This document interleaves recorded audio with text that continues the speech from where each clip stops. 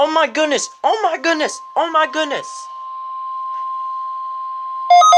There it is!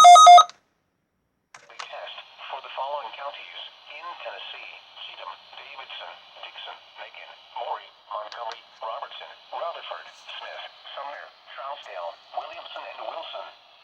This is a test of the NOAA weather radio warning alarm device and emergency alert system. During potentially dangerous weather situations and civil emergencies, specially equipped receivers are automatically activated to warn of the impending danger. A test of these receivers is conducted every Wednesday between 11 a.m. and noon, weather permitting. In the event of the test being canceled, it will then be rescheduled for the next day between 11 a.m. and noon. This is NOAA weather radio station KIG 79, This is the first operating 24 hours a day on a WT I've frequency ever of caught in my 162.55 career. megahertz, with transmitting facilities in Davidson County.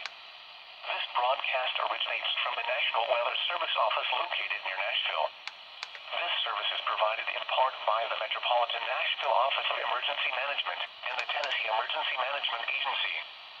Repeating, this has been a test of the NOAA weather radio warning alarm device.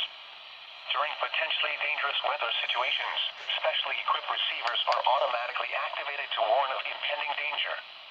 The alarm will be activated for severe weather watches and warnings, or civil emergencies, affecting the Middle Tennessee counties of Cheatham, Davidson, Dixon, Macon, Maury, Montgomery, Robertson, Rutherford, Smith, Sumner, Trousdale, Williamson, and Wilson.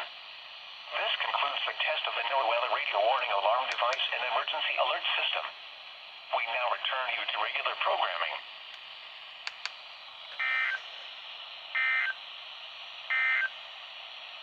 Here is... Wow.